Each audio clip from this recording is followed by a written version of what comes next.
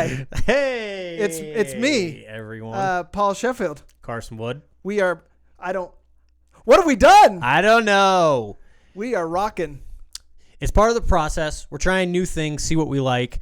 This one's going to be interesting. Yeah, no. This is more like excited. the podcast. Yeah, 100%. We're gonna be. Face. Listen, we like you guys at home, and I made sure I was on the right side of the table so you can see the issue 1 of my Donovan. This is a real issue 1, by the way, not one of those issue 2s that looks like an issue 1. Shut up. Because you have your embroidered Adidas, your nice polyester, and your freaking beautiful tassels. Tassels. This is dumb. No one's ever commented on my tassels being beautiful, and I couldn't be happier. Well, you're not a stripper. That's true. Very true. Week 15. Week 15. We finally got back on track for weeks after I messed us up for like 2 weeks. We did it. But we're here and we won. We're out. We're out of the losing streak. Kind of. Yeah. Well, sure. We'll get into that one. We'll get into it.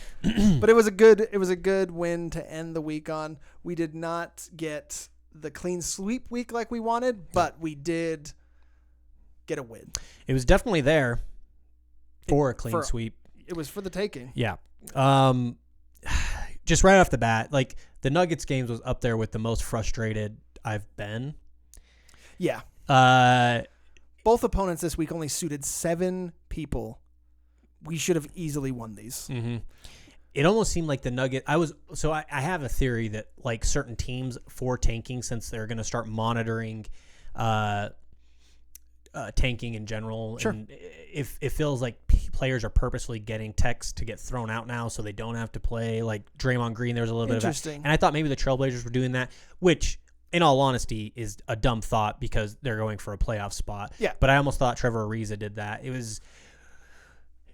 We've had such short-handed teams. We should not have had this hard of a time. Not at all. Not even close. And the people that they were missing were key contributors, too. The Denver game, we'll start right there. Jazz lost 98-95. It was a very disappointing loss. Millsap suited but did not play because they had to suit him up but was not allowed, but he wasn't able to play. That's how desperate the Nuggets were, and they beat us. Mm-hmm. Jokic, how do you even start with 30, 21, and 10? Jeez and rice, man. He's the best center in the game. Yeah. And it's not even 100%. So somebody was saying that I'm sick of Cat fans saying that Cat's better than Rudy. Yeah. Whatever. He scores more than Rudy. Fine. But like somebody put up a statistic on Reddit that when he's out, they're like a top defense in the West, and when he's in, they're a historically bad defense. Yeah. Like in the course, like they're awful. And obviously that's where Rudy's strength is. But I think overall, Rudy's just a more competitive, smarter player. Cat gets all hot and bothered when he wants to fight and beat and blah, blah, blah. All of that is a preface to say Jokic is the real freaking deal, dude. He does everything. Somebody was saying like he hangs, I think actually it was you saying he hangs around the perimeter, but he had like 21 rebounds against us. He still gets the everything. Rebounds. Yeah, 100%. And of those rebounds, 21 of them, how many? And he does hang around the perimeter on offense, but where is he on defense? Down low. Down low. How many of his 21 rebounds were defensive? That was 15. 15. So he still had 6 on offense. But I'm still saying, but more than double were on defense. Like that's where he killed us, was on the defensive boards, and that should be Rudy Gobert's responsibility because he had more defensive rebounds than Rudy had rebounds. 100%. Yeah. So that's where he ate Rudy's lunch, and that's what stands out to me. Don't do this anymore. You're gonna throw me off the whole time. I'm enjoying it. Who else were you impressed by that game as far as from the Nuggets? Because that's the second. So it was Murray. Obviously Murray did really well. Yeah. Unfortunately. Yeah. He had 31 points. Monte Morris 15.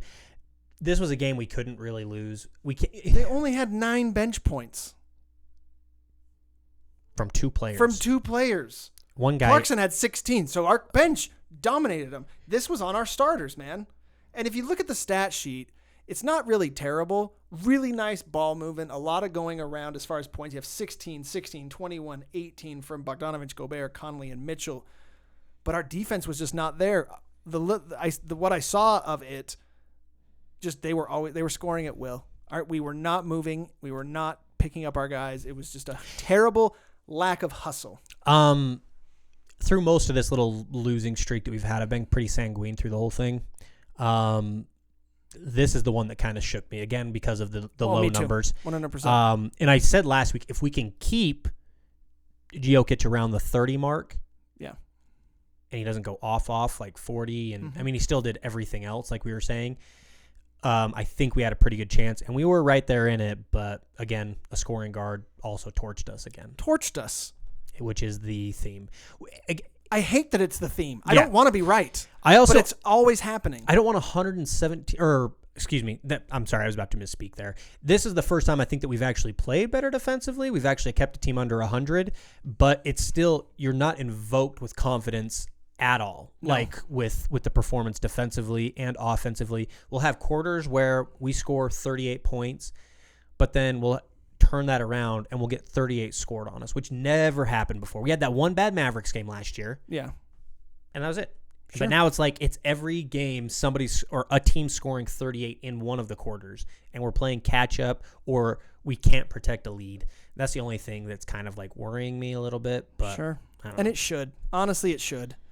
This is the first time I was the same. This one, I'm in of course, a group Jazz chat on text chat as most real Jazz fans are, and the theme around everyone was the same thing, and this is bad. And I was just like, this, I'm legitimately worried. Mm-hmm. There 4 days rest, back at home after a road trip, 7-man roster, divisional opponent. How do you not get up and destroy this team? This should have been a barn beating down, and Denver should have been able to be like, well, we only suited up 7. They were really rested. We didn't have Millsap. And we lost. That's not okay. That's not okay. It'll get cursy, so I better stop. The other thing is paired with the Rockets game. The Rockets lost was super undermanned as well. But we've already touched on that. It's just paired with this is what kind of freaked me out. But I like the response from the guys. Sure. Donovan, Andy Larson had tweeted out from the arena. Mitchell had 2 guys rebounding for him, and all he was shooting mid-range. He had headphones on. This was after the Denver game, literally after. And he just put on headphones and went to work. And I don't think that's so much as, hey, I got to get my shot right, obviously. It's like, I think he's just, I got to get my head right. He knows he hasn't been playing well for the last 2 weeks. Ever since he got the All-Star nomination. But can I say one thing that I have been impressed with? Yes. So with all that, obviously he only had 18 points. And assists on this game weren't great. He only had 1. But it seems like when he does have down games, the third quarter seems like a time where he's trying to figure different things out. And this is also what kind of gives me confidence, is Donovan's going to figure out a different way to be effective.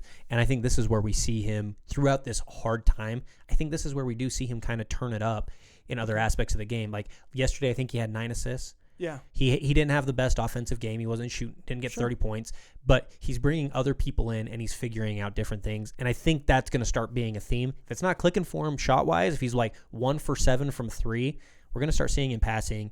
And with his baseball background, I don't know, man. I think this is going to make him a more complete player, and we're going to find out a different way to win its teams. I think in the long run still, we're going to be all right, but there are worrying things, specifically for me on defense.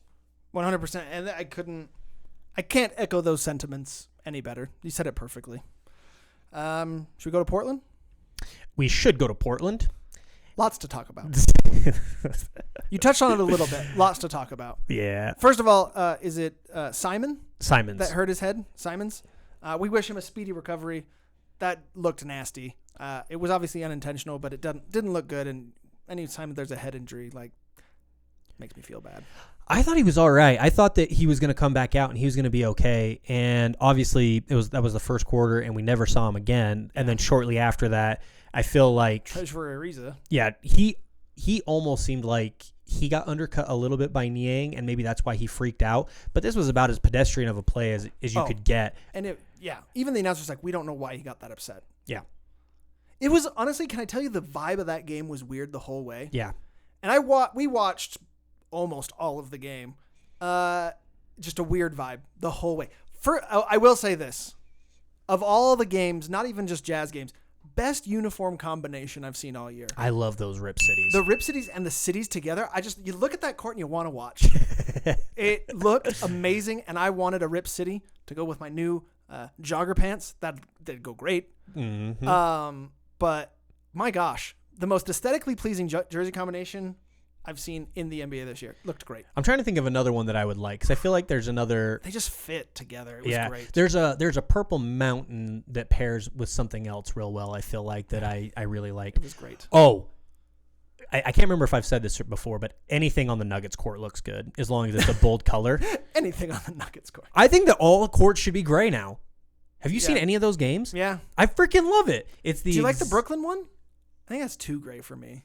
No, I love it. Really? It makes everything pop. It almost like... I feel like I'm watching it in the 60s.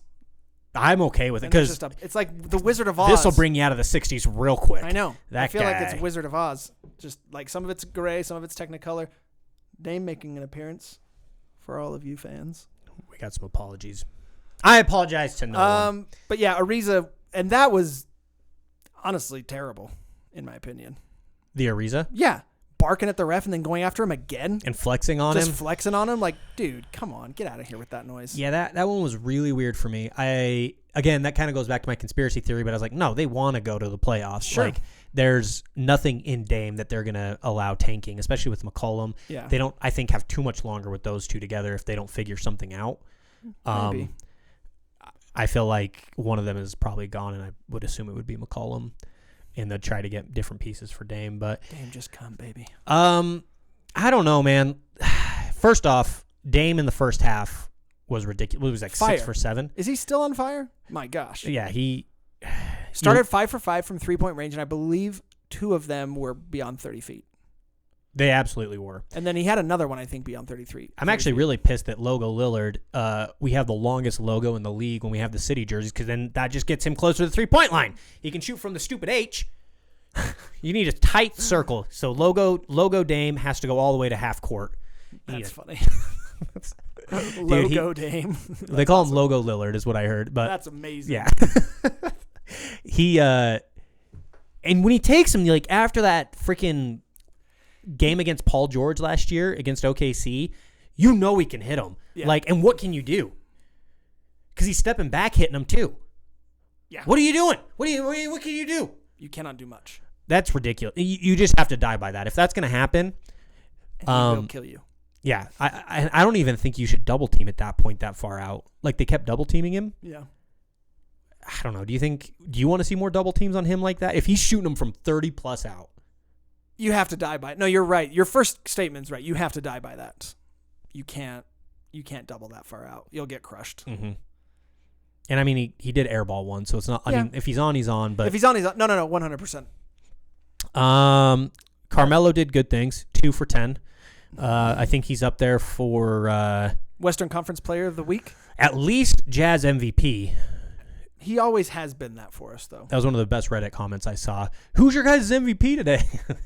Is it Bogdanovich? Carmelo Is it Mitchell? Anthony. Is it Gobert? Is it Carmelo Anthony? That's 2 games that they've been trying to close out. And 2 games they've been trying to close out that he has tried to play hero ball when he should have been giving it to Dame and let Dame figure it out. Yeah. And he will figure it out with 42 points. Dame's on fire, dude. He's going to perform at the All-Star game. Did you see that announcement? What's with he Shaq? gonna do? Oh, like actually rapping. Okay. Perform. Having dropped 93 points on us in 2 games though is crazy. It's crushing. And he really, I mean, he's my second favorite player, not on the Jazz. Who's your first? Oh, never mind. Giannis. That's not Greek. Fake. You need to see behind the camera. No, the actual camera. There's an Antetokounmpo jersey in there. No, that's in my room. Mine's in there. Well, fine. Which I also purchased. That's true. But we got it, and let's just get to the end of the game. I feel like it's time to address it. It was definitely a goaltend. No one is going to take that away from admission, but we are going to take the win. Absolutely. I will say this, though. Some of the dumbest arguments I've been seeing coming from Jazz fans because of this, though. Really? Yeah. I mean, I can understand if you're like, hey, if it was your team, you would take the win as well, because that's true. But somebody came out saying, yeah, well, if there was 5 seconds left, they still had a chance to win it, and they didn't. Also, it would have only tied it. It's like, yeah, you're going for an opportunity to go into overtime just because of, well, it didn't technically lose them the game. That's the dumbest argument I've heard. And this was by verified people on Twitter saying this. I get what they're saying. They're saying it wrong. Yes. But I get what they're saying. The only thing that, and it won't give any console to anyone, going to overtime is not the right thing to say. But if that goes in, they didn't win right then. Right? And that's the only thing that, like, and that's still a bad leg to stand on. Like, you don't want to say that, but like, it's like, okay, they were down 2. That layup may not even have gone in. And that's the argument I would go for more. The layup wasn't going in my opinion. It probably wasn't going to go in. It looked off, but it might have gone in. Like, there's so many mights. Well, also they had, I can't remember his name now, but he was trailing. He could have dunked the ball if Rudy his momentum would have taken him under the basket. He could have gotten a putback dunk. So there's a lot of variables there. Who knows? I think the NBA just likes images of Rudy Gobert blocking Damian Lillard. Yeah. Or anybody at that matter at the end of the game. That's twice this year, mother. But as a spectator, you're robbed as well. Yeah. Because let me hit you with a scenario. We do have 5 seconds left after Dame hits that. We call a timeout for an inbound. Bogdanović gets the ball in the corner and hits another 3 to win the game like he did against the Bucks, and everybody's coming out of the arena, jumping, cheering, freaking out. We actually feel vindicated in a win that we beat an in-division rival. And now what we get instead is, but. That's a very good point. The refs need to be better. Yeah. Because if it would have been the other way, I'd have been pissed. Because I don't care if it was going in or not. That's the rule. You missed it, the game, and you robbed us of almost, because they're playing for a playoff spot. It is borderline a playoff game, an in-divisional rival. It was a playoff atmosphere game. It was 100%. But we got the win, 1-1. We're going to take it, and well done. It was a team effort. Yeah. Again, playing against a 7-man rotation after the injury and the ejection doesn't inspire a ton of confidence, but it's something to go on. You could see how much of a relief it was for the boys. Oh, player of the week. Oh, yeah, I knew you were going to ask that, and I've been trying to figure this out. We didn't talk about it before. I have 2 players in mind. I would love to hear both. My number 1 is actually Mike Conley. Mike Conley had a good week. His offense is starting to come back. He's starting to hit threes. He's starting to look a little more confident. If there's a positive taken from this, it's Mike Conley played better this week. We didn't get the win against the Nuggets, but I'm really happy with Mike Conley. My other guy would be Bogdanović. I think Conley. I think Conley as well. And I know that's not going to be the most popular opinion. Again, this is always said it was going to be subjective, so we don't care. And this is the reason for me. I should say first quarter / first half Conley. Sure. Oh God. I've come up with my strategy on how we can beat any team, but I like it. It's something to go off of with him too. He's taken such a beating, and I've said this before. I'm actually really bummed with our fan base how they've treated him, because he's been nothing but a professional and 100%. Trying to win. It isn't clicking for him, but you would think that when he's 31, he's going to figure it out. Have his back. Yeah. He's done nothing to warrant this hatred. And again, to be fair, if you go around the arena, people are really still excited to see Conley. They may be waiting a little bit, but they're still like, he should be in the rotation. Absolutely. We'd like to see him. Yep. But we've got to start seeing more, and I do think this is something to go off of. We need to see a few 30-point games where he's actually the hero, and I think everybody will get behind him. Yeah. I'm excited moving forward with him. And his transition defense needs to be better. It just does. Yeah. I don't know why it's lagging, but it is. It just is. And he's also got to be the catalyst that gets rid of these turnover problems. Yeah. I love Joe, and Joe's a great facilitator, but he does have a lot of turnovers, and Conley hasn't really done any better, but Conley needs to be the one that turns that around. Yeah. Somebody's got to take responsibility and be like, hey, we've got to eliminate turnovers. Yeah. I'm done. 8 turnovers in a quarter. Unacceptable. You should have 10 to 12 a game. Mm-hmm. That's a good game. Yeah. 8 in a quarter, not on your life. No, that's terrible. Let's move forward. Looking ahead, 3 games before the All-Star break. We're almost there, Jazz. We're almost there. Finish strong, and you're going to get a nice little break. We have at Houston, at Dallas, and then home for Miami, which is starting a 6-game homestand. That's a brutal stretch, though. It's not great. Conquest, Texas. Round 2. Is it back? We got to try. It's got to. We could go 3 for 3, right? I think it'd be 3 for 3. 2 for 2. What do you mean? Because it was, did we play the Spurs twice? Because this will be the second time for the Mavericks and the second time for Houston. Or no, we've only beat the Mavericks. Yeah, we only beat the Mavericks. We lost to San Antonio and Houston, but now we're in. We could Houston. go 3 and 2 then. Yeah, yeah. That's what you're talking. I still fully expect us to lose one of these. Of the Texas games? Yeah, I think we can beat Houston. I'm gonna say 2-1 on the week. I don't think we're gonna clean sweep. I do think we're legitimately pissed off about how embarrassed we got at home against Houston with that super small lineup. We're going to prepare. We've got 2 days to prepare, right? No, 1 day. No, I apologize. They play today or tomorrow. Yeah. Today.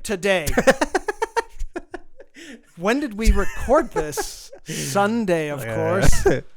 Not Saturday evening.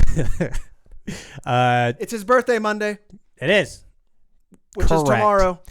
I think we're gonna come ready for that small ball lineup, and I think it's gonna be a much more competitive game. I think we can win at Houston, and I expect a really nice emotional win against Houston. What happens right after a big, great emotional win? A loss. A loss. So I see a nice big emotional win against Houston, a loss at Dallas. They're also looking for revenge because they lost us in our arena. Then we're going to come back. Miami. I think everyone's they still looking don't have ahead Doncic, though. What's that? I think they still don't have Doncic, though. Maybe. But we've undermanned teams have not been a good thing for the Jazz. My only problem with the Mavericks is, and you can just hop onto any of their subreddits and after post game and just see the woes that they've had of not being able to close out fourths. And we just saw this against the Wizards. Sure. They can't close out games. So, and I think we pretty much, regardless if we win or lose, for the most part, we've been sticking with teams. Yeah. If it comes down to the wire, I don't think they really have the mentality for it, and we can beat them. We've won a lot of tight games. We've had too many close games where we haven't taken advantage, and I just feel like that's how we win. And then Houston has a way to nullify Gobert. Even without Capella, we've already seen that. I think they go small ball. If Rudy has a 16 to 23-point game, I think we win. If it's under 16 points, I think that's going to be the difference. If they can figure out how to nullify him again, problems. But I mean, we have all the pieces to fully dominate him. I just feel like it's a loss to Houston and a win at Dallas. It was at this moment that he knew he fucked up. 1.6 left to play. Ingles trying to get it in, having trouble. Bogdanovich, tough shot, he went in. The Utah Jazz have won it. Bojan Bogdanovich with only his second three-pointer of the game. Okay, lost Houston, win at Dallas. And then what do we say, Miami? I think both teams are going to be looking ahead to the All-Star game. So you got to take advantage home team, and I think we get the win against Miami. I think Miami wins. Wow, you're going 1-2. With what they've acquired, with Bam Adebayo playing well, with Jimmy Buckets, I'm going to go 1-2. Okay. I say 2-1. I would love to get a win against Miami, though, because didn't we have a close game against them? Yes. I would love to eke one out. I'm going 2-1. 2-1. We lose to the Rockets, and then we have 2 in a row, Dallas and the Heat. Oh, and then wait, we actually have the Spurs game too. No, we don't. We don't, dude. That's after the All-Star break. That's when Conquest Texas continues. We're going to get the Spurs game back. Yes. You thought there was a back-to-back. No. No. Didn't look at the dates, did you? No. Anyways. We're going to play the next Sunday, Monday, Wednesday, Friday, Saturday. Monday. That's not true. I fully anticipate them to turn it on after the All-Star break, though. Sure. I think the Jazz turned it on. Quinn always figures it out. And also coming back from Dallas, that 6-game homestand with an All-Star break in the middle. I mean, we're not going to be traveling outside of Utah for what? We get back Tuesday, February 11th. We don't go back on the road until March 2nd. March 1st. Yeah, like I doubt they're going to travel that. But March, like that's the rest of the month. So solid 3 weeks at home has got to do a good. And who's that? Who are those two opponents out on the road? Cleveland and New York. Well, there's 4 in a row. There's 4 away. There's 4 away, right? So, but I'm just saying, the only game that you're really worried about are the Celtics. Yeah. So, I mean, that's actually a pretty nice. Mm-hmm. Detroit just gave away Andre Drummond. They're tanking now. He is going to Cleveland. I don't want to get into it. It's 2-1. It's an exciting month. 2-1 I'm week. excited. Yeah, we're going to get back on track. We're going to be okay. We're going to get back to the 2 seed. I will say one thing that really pisses me off. Is there any other team besides maybe Toronto? No, because they're the champions right now. Any other team in the NBA that if they were the number 2 seed in the conference and slid like this, it wouldn't be on SportsCenter all over the place.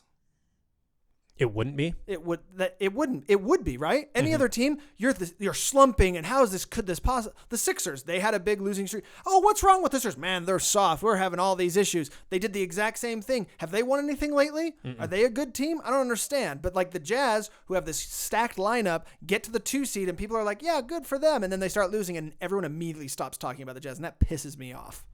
Like it's always about other teams, whether they're winning or losing. No matter what we do, it's like, meh.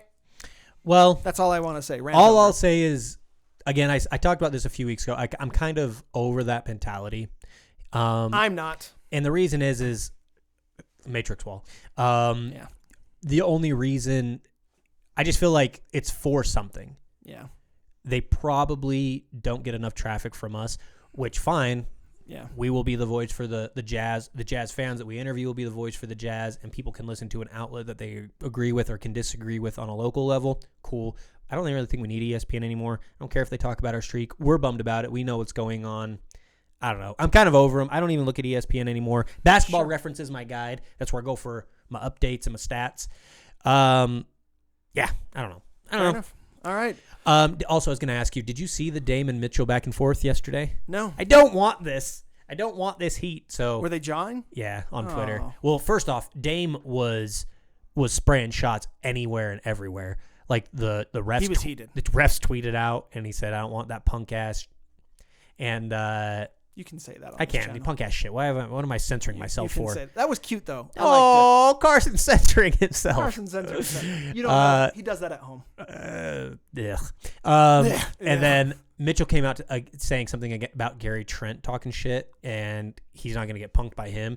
And then Dame was just like, "Stop, man, just stop," or something like that. Yeah. And then they had a back and forth. But Dame was heated yesterday, like nobody's ever seen him before. He should be, but with reason. I don't want that smoke. We love Dame. We love Mitchell. And eventually they're going to be in a backcourt together. Real talk. Here. Let me specify. Here.